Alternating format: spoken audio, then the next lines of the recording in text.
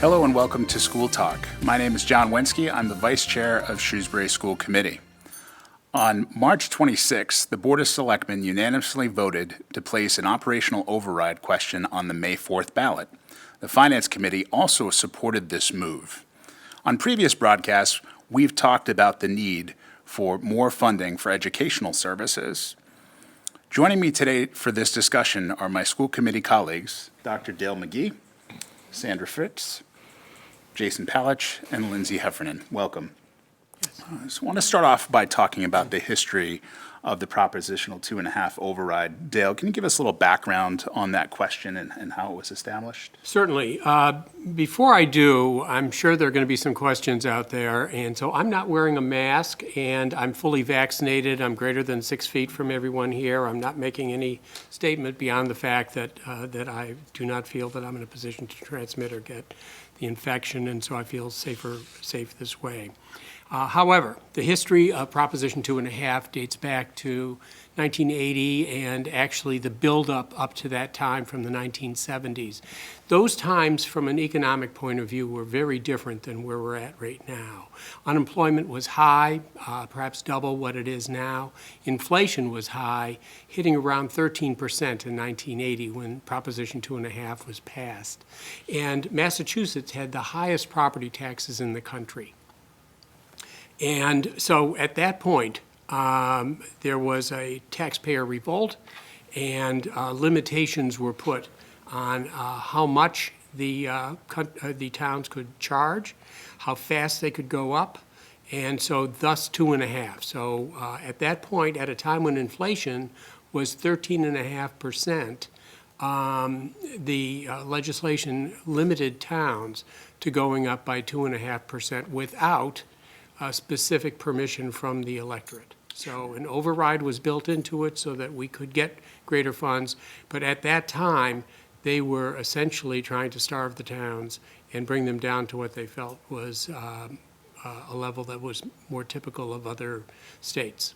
Sure. And in terms of the history of the override question in Shrewsbury, Jason, can you give us a little background on what we've done here in town as well? Sure. So I think first and foremost, just to build off something that Dale was talking about, I think it's commonly assumed that Proposition 2.5, because it carries the number 2.5, I think some folks might not unreasonably conclude that 2.5 represents some sort of gold standard.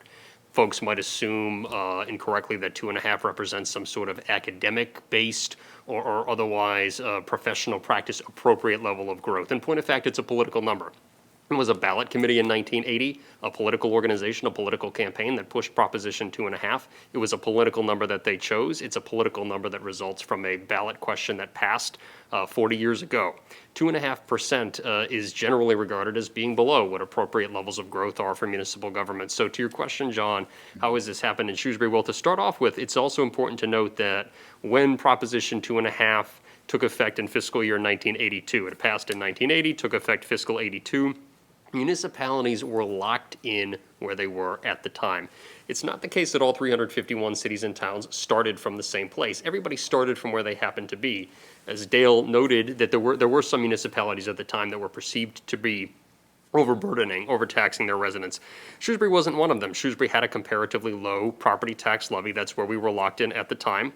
This town experienced explosive growth in the 1980s and the 1990s, and the revenue from new growth helped to mask that problem.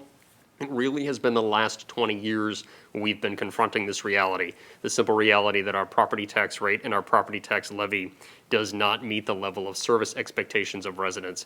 Fun fact is that of every municipality that touches Shrewsbury, their property tax rate is lower than ours is right now. Even if this override were to pass, that would still be the case. Are there places that have a lower property tax rate than Shrewsbury? Certainly, but they're not places that enjoy the same level of services that Shrewsbury residents expect. So to your question, John, what is Shrewsbury's history with overrides? Out of thousands of overrides that have been proposed, about half of which have passed statewide, Shrewsbury in its entire municipal history has only ever passed one. That was in 2014. The town passed an operational override. The town was very clear with residents at the time that the revenues from that would get us about 5 years. We're going on year 7. There's a popular misconception about more overrides because debt exclusions have passed in the town. A debt exclusion is different than an override. An override is additional operating dollars to fund things like staff and programming. A debt exclusion is for a capital expenditure to pay off the borrowing associated with a capital construction project paying for a building. So Shrewsbury's passed, like many municipalities have, a couple of debt exclusions, but only ever one operational override in 2014, which was desperately needed at the time. They were proposed and failed 2004, 2005, 2007, and 2008. So the answer to your question, John, is just once have we gone down this road, and we've already gone 2 fiscal years past what the town made clear we were gonna get out of the 2014 effort. Right, and Jason, you mentioned the successful override in 2014, and Sandy, certainly there's comparisons now between 2014 and what we're dealing with right now. Can you give a little color around, the need for an override now as Sure. opposed to in 2014? Sure. I think when we looked at the 2014 override, that was a point where we were having very high class sizes, we were not adding to our programming, and as we moved away from that successful override, we're at the point where we're starting to have status quo budgets again. We are not adding to our programming. We are having cuts in the FY 21 school budget. We cut $1.9 million and almost 30 staff. And prior to that, in the FY 20 budget, we are not adding. Any additions to that budget were through private donations and grants. So we are in this cycle once again of not being able to add, and we are cutting. So we need to look at the programming and staffing, and quite frankly, I think we're in a worse position than we were at the 2014 place, because if the reductions go forward, if this is not a successful override, we will be pre-2014 immediately at a point where we are having detrimental reductions to an already cut school department, and that is not something that we want to be in. And, if I can add to that, I think that an important concept here is that while we got 7 years from the last override, it wasn't pain-free. It Exactly. didn't come without a cost. The services that are being offered have diminished year by year as we have struggled to balance the books with the funds provided. Right. And I think an important concept that we stand for is that year on year, the education that students receive should be at least the same,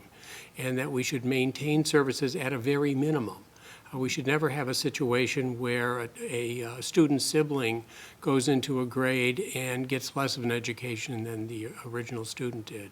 And so that, to me, is a base standard for us to stick by. And I also want to add to that, we're also dealing with a pandemic, which we didn't, thank goodness, have in 2014.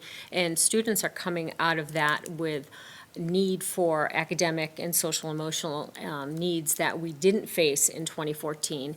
And where we are going to come out, if this override does not pass, severely compromising our students with this reduction plan, which is, again, very different than we were in 2014, which is another heightened need for additional recurring revenue.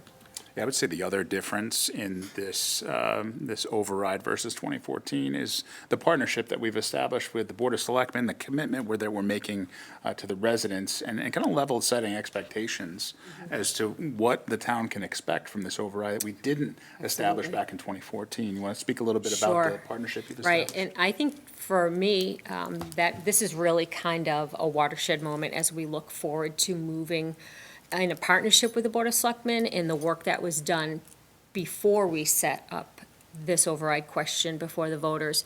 And it's a financial management of town finances and a commitment to the voters.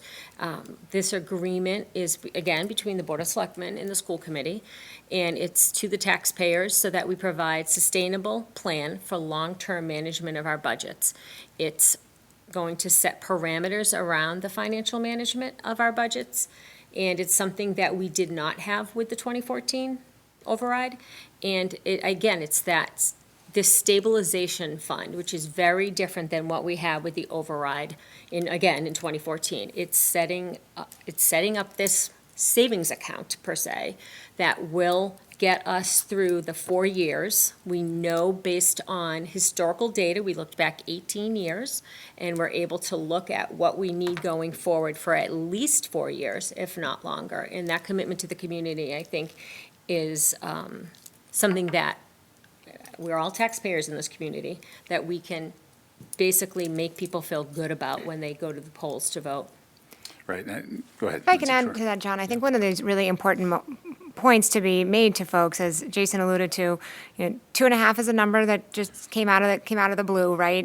We know when we look over 20 years that our operational increases are about 4.5%. And if you can only increase your revenues at 2.5%, that's the gap. That gap grows, and that is what we then talk about as a structural deficit that we have in our community. When I think about a family needing to balance their accounting, right, then you need to have a plan. You need to have a rainy day fund, so to speak. The Stabilization Fund is that for our community. It is the ability to say, when we have times of plenty, which we will, should this pass, we would have for a few years, because we will really lessen that gap, that we can put that money in the piggy bank. And then that money we can then draw back out of the piggy bank as we need to cover the operational needs. And as the stabilization fund decreases, and as we watch that over time and have continuing conversations with the board and be able to collaborate with them about the long-term planning needs, that's when we have to have a decision about when do we go back for another override. An override is not a loss. It's not a sign of mismanagement. It's a sign of needing to correct the books and say, okay, we don't have enough revenue to meet the services that we need. And that stabilization fund is going to be really important for everyone in the community to understand how are we doing and when and where will we need to come back and say the revenues don't meet the services that you want. Do you want the services to change, or do you want the revenue model to change? Right, and oftentimes we're talking about educational services, but in this case too, I mean, with this this framework that we've established, this is benefiting both educational and municipal services and town services. So I think that's important to note as well. Lindsay, I want to stay with you and talk about, and we know there's a yes/no question on the ballot on May 4th. Obviously you've got to prepare for the worst, hope for the best. I want to talk about the educational cost of no. And obviously you have 3 kids in the system. I have a freshman in high school. Certainly, a no vote does impact significantly the programming and the resources that we can provide in all grade levels. You want to speak a little bit to that? Yeah, as you mentioned, I do have 3 kids in the district, the elementary and at Sherwood and Oak, and I think it's impossible to talk about the possibility of a no without also putting in context the cut budget that we had last year and the pandemic. All 3 of those things are the trifecta that we're looking at. So the cut budget last year meant that in 5th grade, we got rid of a whole team. That means my 5th grader is in significantly larger class sizes that caused implications for the community as we tried to bring kids back and put everyone back in the building. That was hard in 5th grade because our class sizes are too large and they're over our guidelines. It also meant that we cut foreign language. And so his brother had foreign language. He does not. He talks about that, right? That is not a position we want to be in as a community. Those are the decisions we made last year.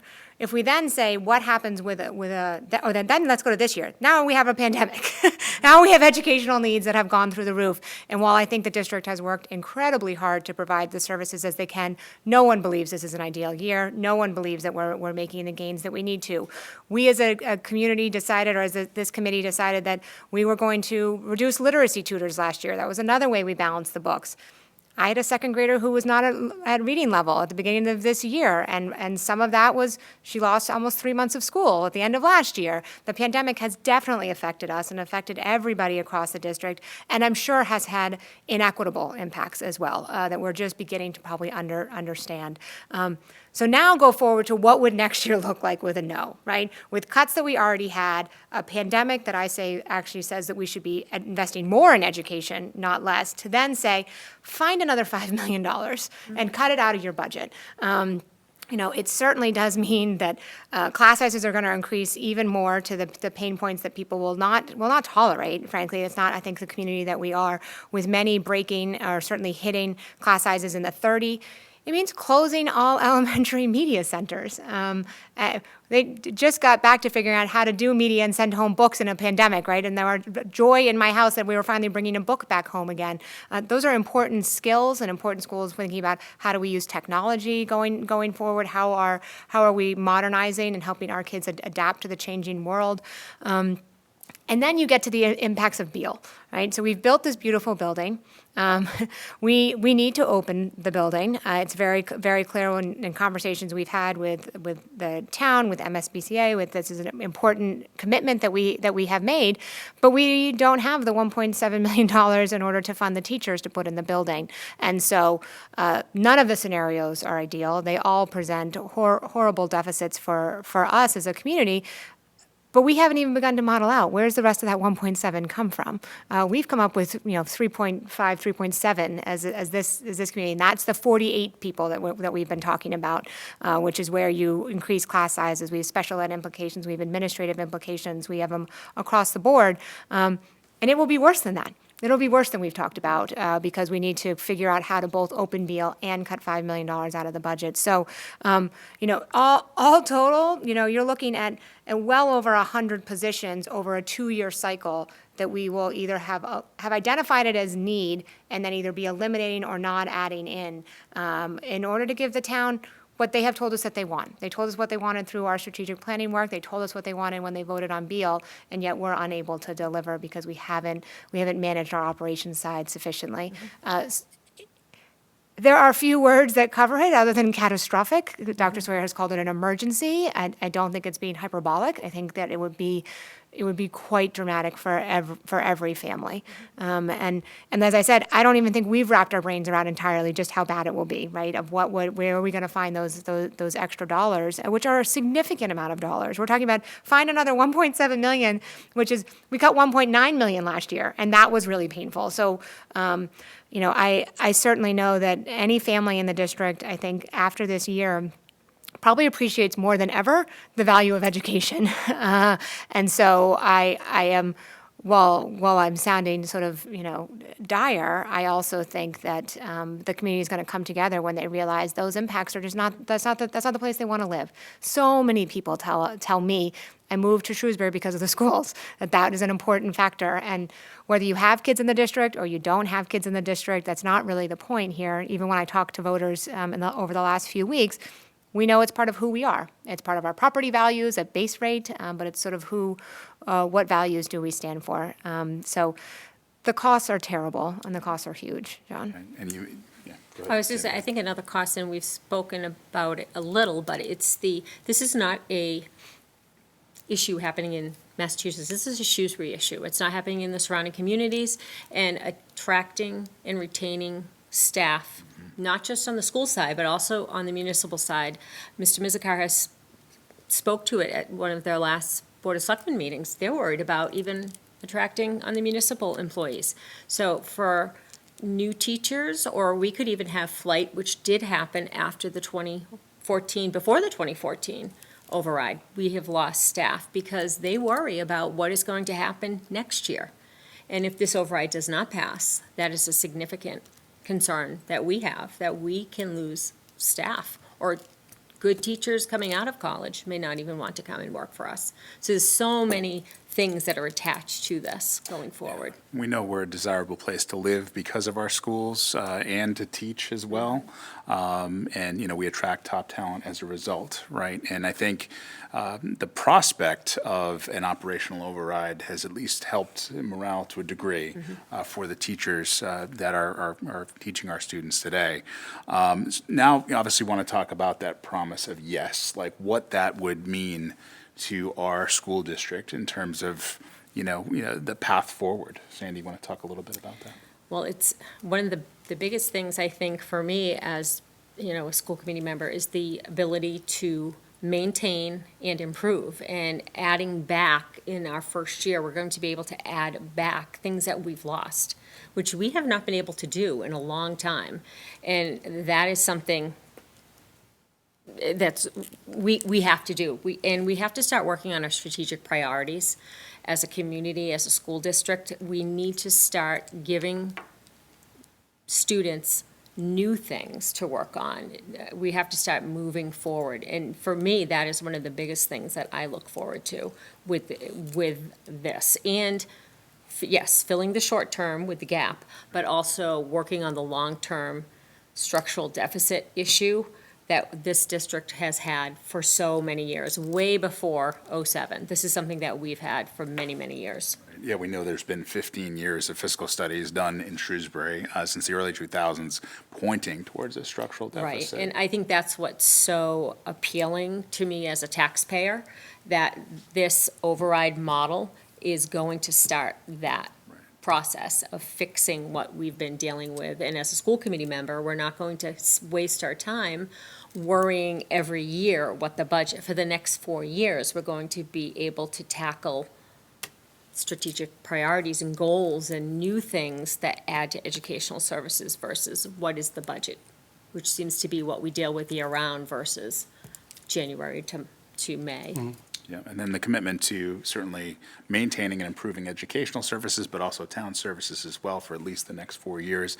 And then also opening the new Beal Elementary School as planned and as promised in August, which we've all had a chance to tour over the last week. It is a beautiful building, and, something that, we committed to the residents, not only to improve class sizes across the elementary level, but, really also to deliver the free full-day kindergarten to all residents, too, which is good. We're here as a school committee, but I think another important thing to emphasize is the fact that the amount of the town budget that is taken up by the schools has been about the same over the years. The rate of inflation for the school budget is about the same as the rate of inflation for all the other town services. And so everybody's in the same boat with regard to this. And so we are also arguing to maintain or improve town services, which are important to absolutely everyone.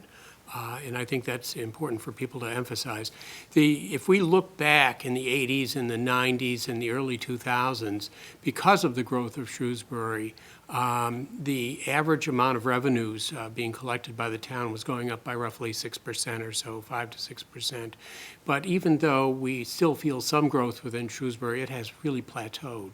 And so the amount that the property tax revenues is going up is drifting down. And we're getting below 4%. And 4% is that magic number because it seems that is really the cost of us running the business we run, both as a town and as a school district. And while, of course, our role here as school committee members to focus on K through 12 education, as Dale and several others have alluded to, it's not just an educational override. This is not just an effort to support Shrewsbury Public Schools. This is going to have a town-wide benefit for all residents of all ages. Right off the bat, it's going to be an additional $1 million of annual revenue for the municipal side of government. The town manager has outlined some things he would like to do with that, including expanding public safety services. Right now, our public safety staffing levels are below where they should be. The addition of social workers to our police force is something that he's talked about wanting the funding to do. The expanding of services for seniors and elder residents, the expanding of recreational opportunities. These are the types of things that greater Boston communities everywhere have, but Shrewsbury tends not to invest as much in them per capita per person because we don't have the excess revenue to do so. We won't have excess revenue this time either, but to give some additional support to our municipal services to be able to expand those as well. Even though we're obviously focused on schools, this is not just for Shrewsbury Public Schools students, it's for all residents. And then, of course, the last thing I want to note is our bond rating. We enjoy a really fantastic AAA bond rating. The manager has made very clear that that's going to be under threat without the additional operational override. That has a consequence not just for reputational reasons, but also for the cost of borrowing. When we need to do a capital project or something else that requires the town to borrow, right now we're very well advantaged by our strong bond rating and borrowing. Borrowing will become more expensive for our community if that bond rating is threatened. So this is not just, despite our focus on Shrewsbury Public Schools, this is not just an effort for Shrewsbury Public Schools. This is for all residents of all ages. Absolutely. And I think Jason raises two really good points. I mean, Mr. Mizikar actively sought the AAA bond rating, and it was, we presented and not thinking we would get it first go around, and they actively gave the AAA bond rating. It's something we definitely want to for borrowing money into the future, and also looking at, the police station and the police services, and I think what's happened, seen this year, and I think the rest of us have as well, is our partnership with the Board of Selectmen and Mr. Bizikar is a greater understanding of the need for each other's services why the schools need X, why the municipal services need X. I think it's helped us each understand what the budget needs are and why they are going into the future long-term. So it's been a greater understanding for all of us, and that's why moving this override model is definitely going to be a better for the community, better for the schools, better for the municipal services as a whole. This is modernizing our town government. This is Absolutely. aligning it so that we can confidently maintain services and know when another override is due before there's pain inflicted, which is the right way to do things. Proactive. Yes, Right, versus a reactive, which Right. has been our model up until now. exactly. Yeah, there's definitely a greater level of predictability, for the future, Yep. as opposed to playing this guessing game that we have, especially for the better part of the last, 2 years when it comes to the school budget. So as we wrap up here, we know our next steps, between now and May 4th, we have some, certainly some budget planning to do, depending on which way this vote goes. But we do know that the town election and the ballot question will be available on the May 4th ballot. And then following that, we need to bring whatever that budget looks like to town meeting for a vote. But as we wrap up this school talk, any final thoughts before we wrap up? Go vote. This is a very reasonable ask for the community. Even after the additional taxes from the override, we are still going to have a tax rate that is lower than surrounding communities. And so it's important to understand that we are still positioning ourselves as a low-tax community compared to the others. Sure.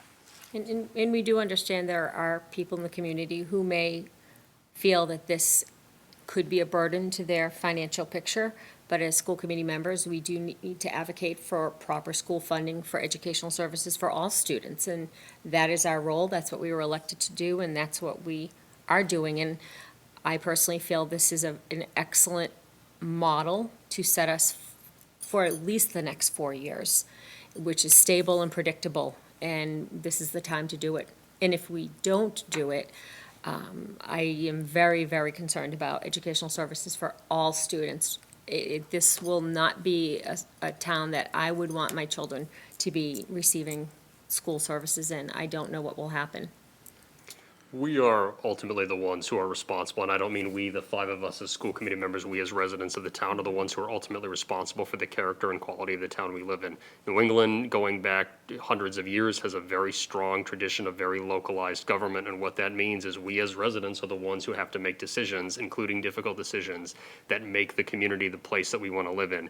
Having good schools, having adequate public safety, having great services for seniors, having great recreational opportunities. Those aren't things that other people come in and do for us. We as residents are responsible for making that happen. I think it's very rare in government and governance where residents get to have such a direct hand at the ballot box and the quality of the community around them. And Shrewsbury has that opportunity right now. Absolutely. And with that, I think we'll end it here. So I'd like to thank you all for participating, and thanks to you at home for watching School Talk.